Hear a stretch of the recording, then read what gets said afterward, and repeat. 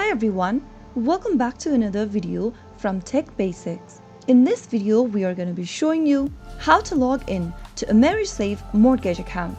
If you have an account with AmeriSave Mortgage, you can log in to manage your mortgage application, view your loan status, make payments, and much more.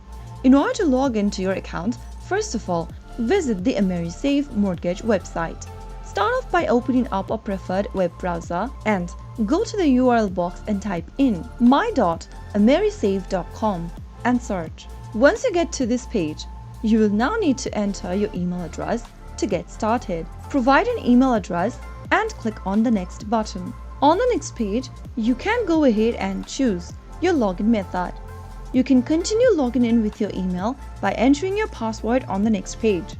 If you've previously logged in with your Google account, select the same sign in with Google option and sign in directly with the help of your Google credentials. Now, you will need to verify your email address.